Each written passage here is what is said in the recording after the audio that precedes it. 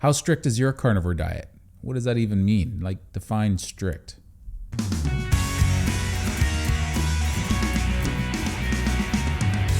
Are you with Shake and Bacon? My name is Bruno Panucci. I hope you're doing well. So in this carnivore community, there's a lot of people that define carnivore differently than others. And maybe they have to hold carnivore up to a really high standard, and they can't afford to let other things in their diet that aren't strict carnivore, but still they can have certain things. And the other people are like, well, you call that strict? I don't really call that strict. So let's define strict to begin with when it comes to a carnivore diet. But before we do, I'd really appreciate it if you like, comment, and subscribe to the channel. It helps out a lot with me in this content. So for me, first and foremost, strict comes down to consistency. Can you be consistent with your carnivore diet? Well, I need to be consistent because I can't afford to have carbohydrates because I deal with a carbohydrate addiction. A little bit will turn me right off the carnivore diet and I'll start eating a lot of anything off of a carnivore diet, and I lack control with that. I eventually got to the point where I was strict. So I'm pretty strict with a carnivore diet compared to others, but that being said, I admire someone who doesn't have to be that strict. That's great. If you can manage a bite here or there, or even a small meal here or there, and it doesn't really make you want to go off a carnivore diet, then all the more power to you. So if you're an abstainer versus a moderator, you're probably a pretty strict carnivore to begin with. But even then, it breaks down even further for some people. So at that point, it's animal products only. I don't even have any artificial sweeteners, because technically you can have artificial sweeteners like aspartame and maybe chew gum. Well, you're not swallowing the gum, you're just chewing the gum. And it's still considered that you're on a zero carb diet. Maybe not carnivore because that's not a meat product, but you understand what I'm saying. People can do carnivore and it's whatever their conscience allows them to. There's a bit of a range in the carnivore community. So let's break this down a little bit further. The original zero carb carnivore people started this. They were calling it zero carb. Carnivore was a title that didn't really come into play till like 2018 or so. I think it was Dr. Sean Baker that kind of created that title and separated it from actual zero carb eating. The original group that was doing this zero carb eating, where this all stemmed from, and it wasn't even a Facebook group at the time. It was something that was really strict. All they had was red meat and no salt. They didn't even have coffee. So now there's lots of carnivores that are really strict, but they still have coffee.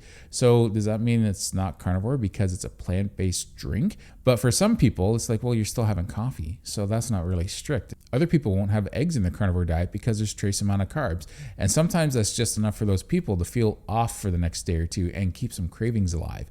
So they have to watch it for a little while that they don't have too many eggs. It's still an animal product, but the carbs can be something that can just be enough of a trigger if they have too many eggs at once. Now, some people won't have any sugar substitutes of any kind because the sugar substitutes like aspartame, as an example, is still keeping those sweet flavors alive in their brain.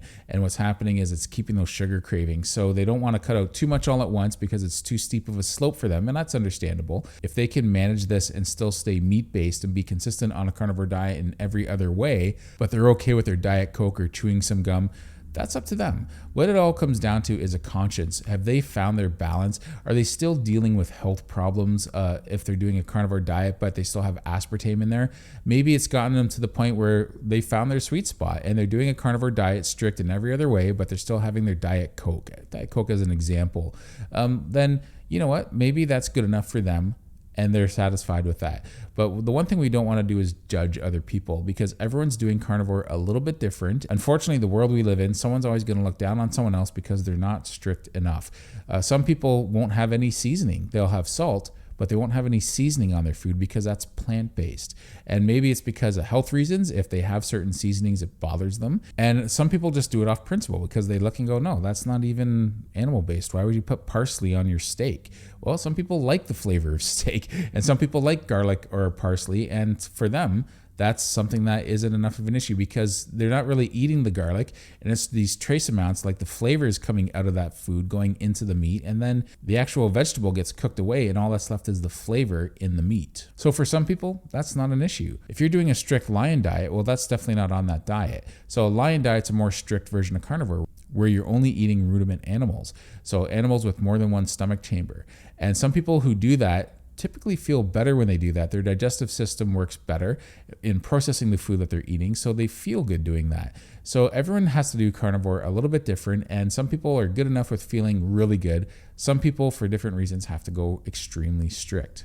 Some people even go to the point where they don't have salt. The original carnivores didn't have salt in their diet. It was just meat. It was just meat and fat. That was it. No salt, because you get enough salt in the meat. So if you go on a Facebook group like Zeroing In on Health and you mention that you're not having salt in your diet, you're going to get bombarded with people who are telling you that that's a horrible thing to do because certain people out there are saying that you need to have salt and go crazy with the salt.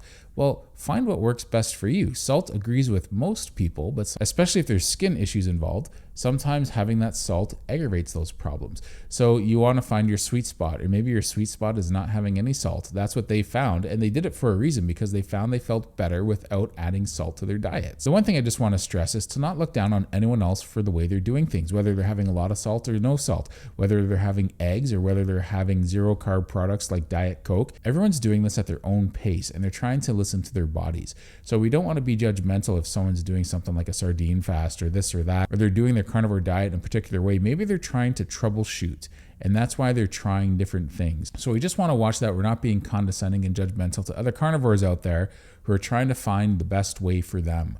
We don't all have to be doing a strict lion diet, though some of us, that works really well, and all the more power to you. I've done that at times too, and I enjoy it. I enjoy the way I feel doing it.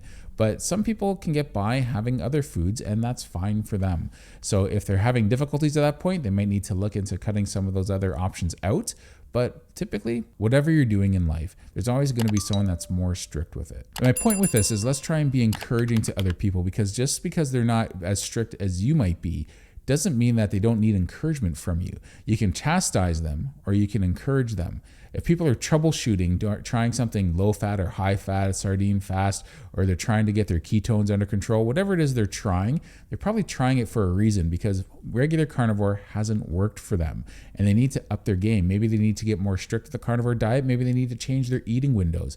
Maybe they have to try higher fat or lower fat. I went higher fat and I put on a lot of weight with it. And you know what? I would do it again, because it virtually got rid of my allergies that I'd had for over 25 years. I've been dealing with allergies for actually 30 years. And for the first time in 30 years, my allergies virtually went away. I put on almost 50 pounds doing it on a high-fat carnivore diet.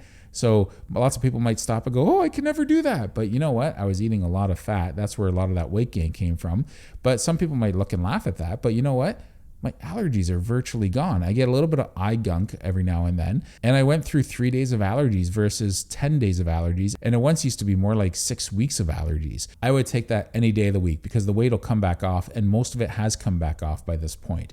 So I want you to keep in mind, people need to do carnivore their way. And I want you to try and encourage other carnivores out there. Don't be a discouragement to them. Sometimes people want to be witty on the internet, and they don't realize that they're really chastising someone who's maybe just starting carnivore, right? And you don't want to be dogmatic about carnivore. We want to be helpful in the carnivore space. Anyway, thanks a lot. Take care. Try and encourage one another out there. I'd really appreciate it if you'd like, comment, and subscribe to this channel. Thanks a lot and take care.